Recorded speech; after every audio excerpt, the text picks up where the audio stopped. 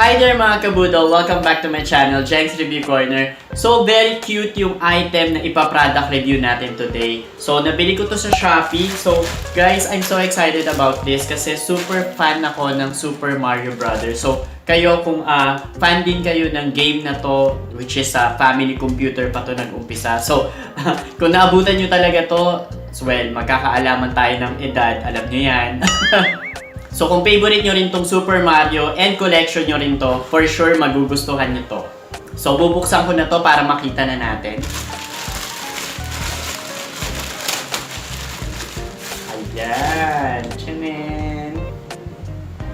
So ang tawag dito guys is Super Mario LED lamp. Ayan. O diba? Ang cute niya. So ito guys yung itsura niya. Ayan. So yan yung question mark box. So yan yung parang inuumpog-umpog ni Mario para makakuha siya ng superpowers, like yung katulad nun yung parang flower, di ba? Yung fire flower, para makabato siya ng mga parang apoy yata yun. And syempre, yung very famous na mushroom, yung mushroom na pampalaki. O di ba? Oh my God, pampalaki. Sana all lumalaki. Ayan, well, anyway. So, ito yung box niya. Ayan. Ayan. So, guys, napansin ko lang medyo merong UP dito sa ilalim, but I hope yung item sa loob is okay lang. So buksan na natin to, super excited na ako dito. Ayan. Oh, wow! Ayan, o diba? Ang cute niya. Actually, ang laki niya pala guys. Ayan o, kala ko maliit lang. Pero ayan, ang laki niya. So, ganyan natin siya sa plastic. Ayan, pakita ko muna yung item. Wow! Ayan, it's actually made of plastic. Ayan, yun yung ibabaw. Tapos may 4 na question mark sa lahat ng side. Tapos ito yung lalim niya. Ayan. So, this one, ito yung bilog na nakikita nyo, this is a mini speaker. Kasi guys, tumutunog din siya. O diba, bongga, meron siyang sound effect. Ayan. Tapos, ayan. Ito yung kabitan ng USB cable niya. So anyway, ito yung meron pang laman dito. Ayan nga, nabanggit ko, meron siyang USB cable. Kasi guys, bongga to kasi hindi na siya battery operated. So, i-charge na lang natin siya para mapagana natin siya. O diba, hindi siya aksaya sa battery. So, gustong-gusto ko yung factor na yon.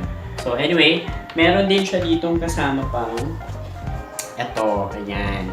So, itong maliit na bilog na to is, this is a double adhesive tape. Ayan. Kasi guys, ang purpose nito is pwede nyo siyang idikit dito. Ayan, sa pinakaibabaw niya. And then, itong question mark box natin, pwede nyo siyang ikabit sa ceiling ng bahay nyo or anywhere sa taas para itong ilalim niya, parang gagayahin nyo si Mario. Yung parang, ching! Ganon. Parang uumpugin nyo para gumana siya. Or syempre, huwag naman umpugin ng malakas kasi baka masira. So, pwedeng i-press nyo na lang siya or i-punch nyo ng mahina sa baba para umilaw siya tsaka mag-sound. Ayan, o diba? It's so cute. Or, pwede rin syempre guys, kung ayaw nyo naman idikit syempre, which is ako, ayoko idikit sa kung saan. Pwede nyo naman siyang, ayan, ilagay lang sa table nyo. Ayan, katulad nito. Ayan, lalagay ko siya sa desktop table ko. Ayan, computer table. Tapos dyan ko lang siya i-display. I think mas okay siya para sa akin na nandito lang. So anyway guys, ikabit na natin tong USB cable niya kasi gusto ko na siyang paganahin. So, i-charge na natin siya. Ayan. So guys, itong USB cable, syempre, pwede nyo itong idiretso sa CPU ng PC nyo. Pwede nyo rin ikabit sa power bank or pwede nyo lagyan ng adapter ng mga cellphone nyo. Ayan, para maisaksak nyo siya directly sa plug.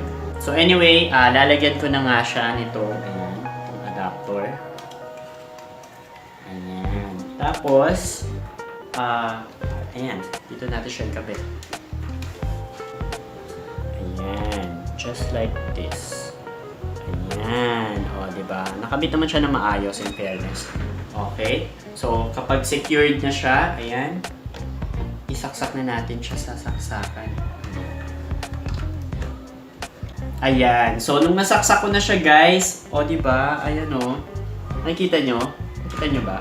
Ayan, nag-glow na yung question mark box natin. Ayan o. So, indication siya ng, ibig sabihin nag-charge na siya. Ayan. So, wait lang. Patayin ko yung ilaw para makita nyo na nag-glow siya.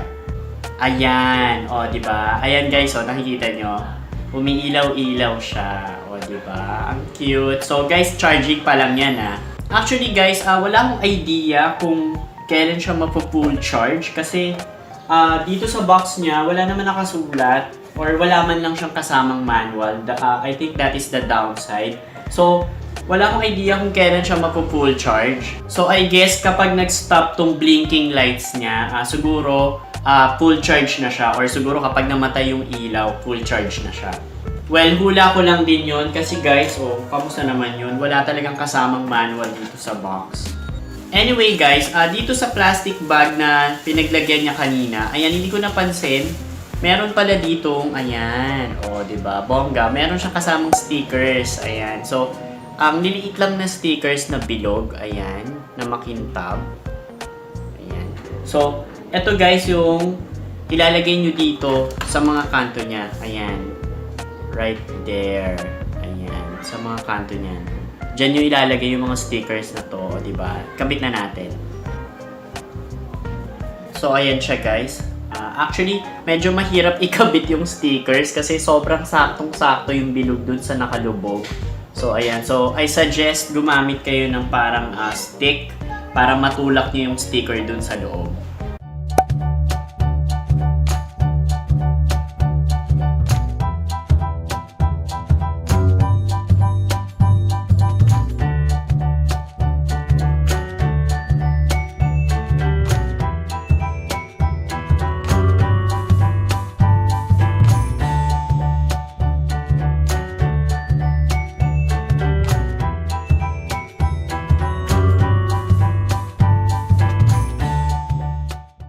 Ito na yung itsura niya kapag nakakabit na yung lahat ng stickers. Oh, diba?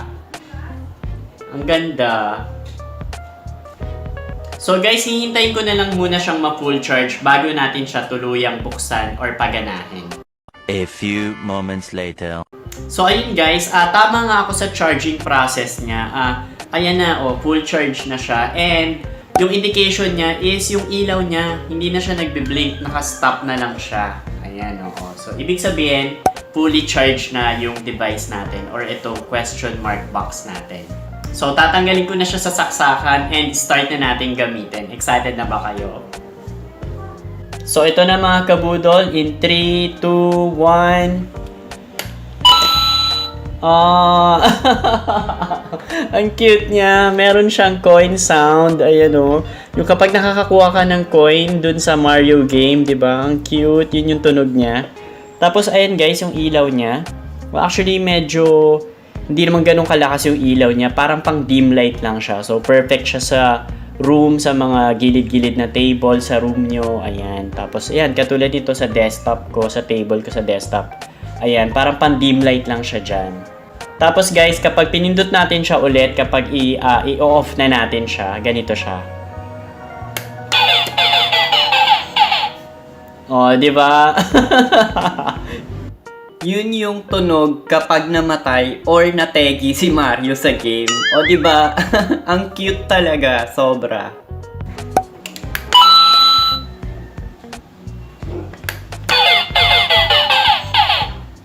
So ayun guys, napakita ko na sa inyo tong Super Mario LED lamp. So for me, this is so cute and the material is okay even though it's so lightweight. Well, mukha namang hindi siya talaga agad masisira. Syempre, huwag nyo nang ibabagsak at saka huwag nyo babasahin para tumagal siya.